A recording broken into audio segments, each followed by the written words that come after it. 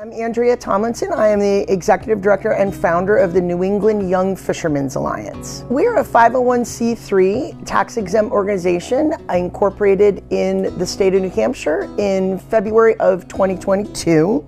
We want to become the go-to Northern New England unified umbrella for young fishermen and women 45 and under who are looking for ways to succeed in their future to become successful small boat owner-operators in the commercial fishing industry. There's a lot of correlations between the struggles that young farmers have today and young fishermen and women. Fishing requires a lot of manual labor. It's hard hours. It's an undeterminate amount of time that you're going to work, and it's an undeterminate amount of money that you're going to make. We've really seen a huge decline in workforce in New Hampshire alone. When I first started working with commercial fishermen, we had at least 90 on our short little 15-mile coastline shorelines. We had at least 90 fishermen fishing for fish, and now we have 4. I'm really focused on small and medium-sized boat stakeholders, and those are the ones we've seen decline dramatically.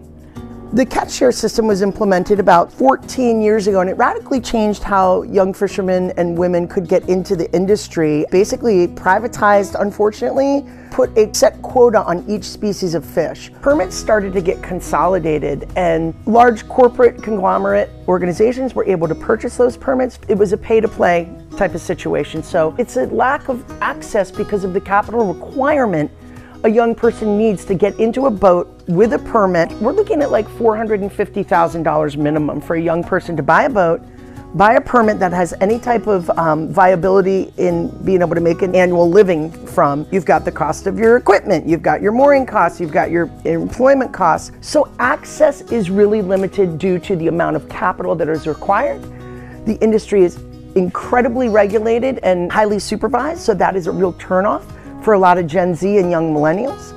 We do need regulation, and we do very much need our commercial fisheries to be watched over and regulated, but what we would really like to see is better science. We would like to see more industry-based data incorporated into the stock assessments and the regulations, management, and policy of the commercial fishing industry to make it a little bit more of a fair playing field. So one of the primary reasons that we started New England Young Fishermen's Alliance was to bring light to that fact and do something about it. Our biggest program right now is our Deckhand to Captain training program. We're in our 3rd year. We train seasoned deckhands or sternmen how to become a successful owner-operator of their own business. That involves business management, marketing development, understanding rules and regulations, public speaking training, collaborative research opportunities, and how to advocate for your industry. Just to synopsize that 20-week-long, 9-month course. We do 6 trainees a year. We're hoping to get 9 next year. We have funding to take 9 people. I found this class at a Coast Guard safety training. I met Andrea, and she told me I'd be a good fit. I went to the Fisherman's Forum in Rockport, and she had a New England Young Fishermen's Alliance stand there, and here I am a month later sitting on this desk and starting this journey. I'm sure we're going to have a lot of positives. This is an integral part of our food security as well. 85% of seafood in the United States is imported from other countries that don't have to play by the regulations that we do. Yeah. So I think it's important that if you buy local, you're also backing the regulations that provide sustainability. The hard cold facts are this: of that 85% of the seafood that we're consuming imported, 1 to 3% of that is inspected as it comes into our country. Something called IUU, illegal, uninspected, and unregulated seafood. That is coming in to the United States by the hundreds of thousands of pounds daily. So you don't know where that fish is coming from.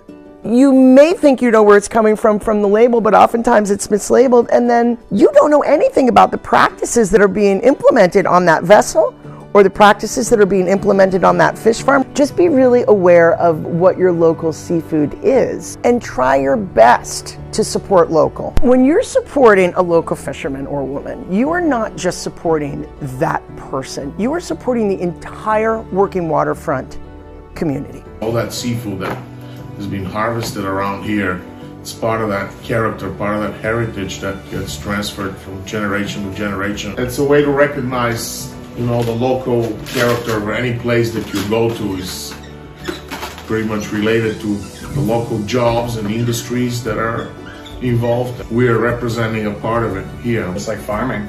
I mean, farming and fishing are two agricultural pillars. Gotta keep them around for a while, or we're not gonna have any food.